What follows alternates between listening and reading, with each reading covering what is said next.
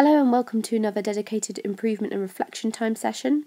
Today we're thinking about how I can strengthen my argument by using relevant and specific evidence. The 3 key steps for doing this are here. Number 1, keep checking the question.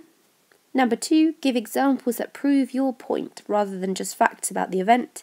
And number 3, make sure you revise. Okay, let's have a look at these 2 examples of students' paragraphs and decide whether or not they are using relevant and specific evidence. So this first student has written, "The Russo-Japanese War was a limited cause of the 1905 revolution. It started in 1904 and took Russia's fleet of battleships 8 months to sail to Japan. Russia attacked several places and lost lots of their ships. Port Arthur was one place that Russia already owned and they lost it to the Japanese because they weren't as strong as them. This made lots of people angry and they thought the Tsar wasn't a very good military leader." Well, let's have a look at their answer. Have they given examples to prove their point or facts about the event? So their point that they were making at the beginning of their paragraph was that the Russo-Japanese War was a limited cause of the 1905 revolution. Well, have they in any place mentioned why it was a limited cause?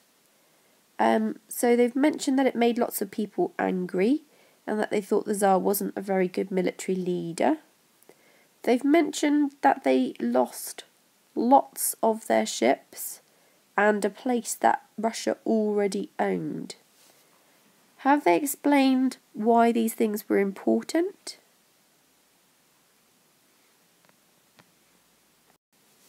Have they said how many people? Lots of people is a little bit vague. How many people were angry as a result of this? How widespread was protest? They haven't really explained in much detail. This is not specific evidence, it's just sort of generalised evidence, isn't it? Lots of ships, lots of people, a place that Russia already owned. What sort of place was it? Let's have a look at the second example of a student answer. This student's written, "The Russo-Japanese War was a significant catalyst for the 1905 revolution." So that's the point that they're making. And we're looking to find out whether or not their evidence gives examples to prove their point or just facts about the event. So let's have a look. For example, the losses at the Battle of Tsushima and the loss of Port Arthur, an important trading place, and destruction of 2/3 of the battleship fleet led to the mutiny on the battleship Potemkin. Although this mutiny was only aboard one ship, it shows that the army was seriously beginning to question the Tsar's ability to rule. In this way, the Russo-Japanese War was a catalyst for the revolution, as it damaged the Tsar's reputation, as it showed he damaged the economy and made poor military decisions and was not a capable military leader. Well, they do appear to have given specific evidence here. They haven't just said lots of people were angry, they've said specifically who. That there was a mutiny and it was only aboard one ship, but that it shows that the army was seriously beginning to question the Tsar's ability to rule. So they have mentioned there evidence to prove their point, that it was a significant catalyst.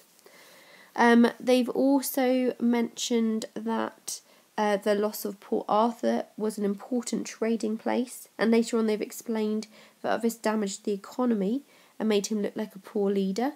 So again, they have explained, they've used evidence to prove their point that it was a significant catalyst for the revolution.